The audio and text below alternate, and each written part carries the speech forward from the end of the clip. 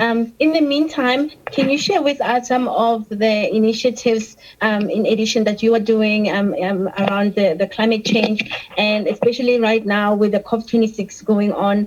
What is the key message that you would like to see come out of the COP26, considering that you are working on the continent and all of the climate change initiative focus on the continent? The impact is expected to be exacerbated and more extreme in the context of us here on the continent. What is it that you would like to see, and how could we contribute to the global dialogue more effectively? Thank you very much, Pelisa, for that question. The reality is that Africa is a leader when it comes to climate change. As we're speaking today, 98% of countries plan what is called a nationally determined contribution. Africa ratified the Paris Climate Change Agreement and submitted very ambitious plans. About 37 African countries have revised their indices. And in the entire world, about 17 of African countries have ambitious NDC climate plans. So it means Africa have understood the inherent opportunities that comes with taking climate action. The biggest challenge is turning those plans into real action that touches the lives of millions of people in communities across every country in the continent. And so what COP26 is to do is building on what Africa has shown, a negligible emitter, a vulnerable continent, but still have mustered the courage to be able to put in place ambitious plans to then be able to reduce the changing climate, should be an inspiration for the world to be able to ratchet up the ambition. Because as shown by the UNEP Emissions Gap Report, the world is supposed to actually be able to, every year between now and 2030, cut emissions by 55%. And regrettably, what countries said in my remarks, the continent will do nothing substantive without engaging the young people. You can only go to war with the army you have. Africa's youth are Africa's climate army. Without empowering and engaging them and inspiring them to take action, even if you have all the money in the world, who will implement the actions? The youth. And that's what we've been doing, working with the youth across the continent, inspiring them. And they are creating what we call climatepreneurship enterprises, which is a very simple analogy of, regardless of what is taught, whether it was marketing or it was ICT or it was environment, it doesn't really matter. You develop an interest to start to solve a community problem in a way that build resilience, put money on the pocket and food on the table. And that we are doing across the continent through this period of innovative volunteerism. But more importantly, we're also guiding governments on how they can translate these NDCs that they are put forward and submitted into real actions on the ground that touches mothers' lives, that touches young people's lives, that build the economy, but not in a way that pollute, but in a way that actually put food on the table and more money in more pockets. Research leaders in climate science, in invasions, in all sorts of disease, epidemiology, all of these that are interlinked around climate change. We are suffering now with the pandemic. We can also link that the increased emergence of new diseases to climate change. So what do we do? What do we do as young, as skilled individuals? How do you make sure that you contribute to this socio-economic development? In what ways do you equip yourself to be able to participate in the economy? We just came out of a panel talking about unemployment and all sorts of challenges that are affecting people with PhDs, and we know we need them, but how do we encourage them to participate in the economy with the knowledge that they are having? Very beautiful and amazing question. Thank you very much. Let me start off by saying this, putting things in perspective before I really come to answer your question. The reality is that of the 1.3 billion people in the African continent today, the jargon of climate change means nothing, especially to the mothers, the 80% of the informal sector people in the continent and the communities. People want solutions to address their challenges. Anything we do or say that does not contribute to a mother putting food on the table, putting more money in more pockets, having a roof on her head and the head of her children, sending them to school, affording healthcare means nothing. That then, what does this then mean? Africa needs new knowledge. We do not need to recycle knowledge. And what does new knowledge do? It informs direction and create opportunities and create innovations. What this then means is that we must identify the gaps and devise solutions that are tailored to the realities of a continent and to the realities of the millions of people who are at the bottom of the pyramid.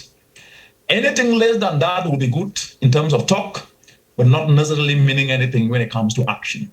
And that's where we felt. As a PhD, 10 years ago, I got my PhD. 2009 to now, that's about 11 years. What I learned is that it is not just what you study that matters. What makes the difference is that inner burning fire in you called passion, to do that which touch many people's lives. And so your PhD should be a tool to make a difference in someone else's life. It's not just about publish or perish. Of course, we publish. I've written a lot, about 500 articles and scientific papers. But at the end of the day, the best that you can do in that writing is about what has been done to touch a mother's life in a village. I believe in applied research. So your PhD research should be about solutions that then help inform you telling a story that have already impacted life and how it can be brought to scale. That takes me to the second point, which is very, very critical, which you mentioned, Palesa, entrepreneurship. Yes, everybody talks about Africa today. The solutions of Africa, yes, we talk about them. But who leads those solutions? Do we lead them? Where is the new knowledge coming from? Are we the ones generating the knowledge? You cannot tell me that you have a beautiful space when you have not occupied that space. And that is why we need 4 fundamental principles. We need to be like a lion that actually understand our territory. Do we understand our territory? Africa's socioeconomic base is weak and have challenges, and those challenges are disguised opportunities. The second, we need to have the vision of an eagle that can see 3 kilometers away. What's our vision? To see the challenges that we face and see them as disguised opportunities and start to develop those solutions. The third is that we need discipline. Discipline of an ox that can then be able to be persistent regardless of the challenges. We should not complain that we don't have money to do the research. Let's do what we can do within our means, and from there we can build something bigger that will attract others. And the last is we need human wisdom to always know that if we wait for others, we will wait for quite a very long time and grass will grow on our feet. Thank you.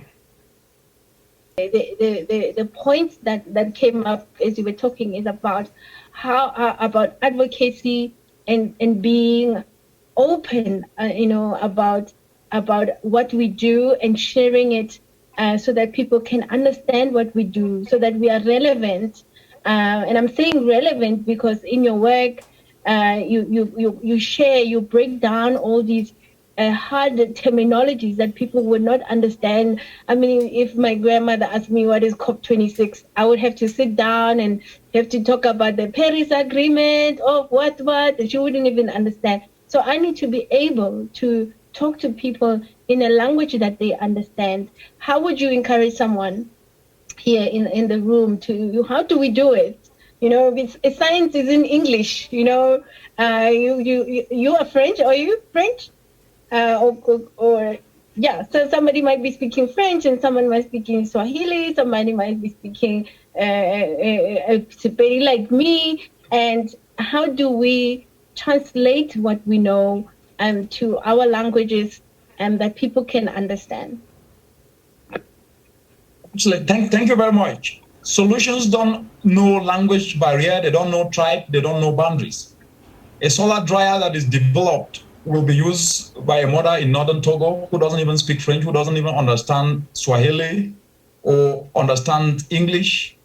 Solutions are actually acceptable to everyone because they come to address a problem that is actually a common denominator for each and every person. It therefore means language should never be a barrier to devise a solution. We talk about practicing democracy today. Where did it come from? Greek. Do we speak Greek here today? We don't, right? What I'm trying to say is that ideas knows no language, ideas know no gender, ideas know no country, ideas can be able to be utilized in every part of the world. And therefore, if you have an idea, you can write it down in Swahili or in English or in French or any language that one can think of, do so. But always make sure that that idea is responding to a need that the community urgently actually needs, that it is filling a gap, that a community is suffering from. And that's why when I started off, I painted a picture of us sometimes wanting external validation on things that we should acceptedly validate by providing a solution to that mother in a village who doesn't understand the jargon we will speak, who doesn't even know what a scientific paper means, but who will understand that solution, that instead of losing 48 billion as a result of inefficiency in the agro value chain, a simple solar dryer have been developed and devised for us to reduce our post-harvest losses and put more food on the table and feed our families.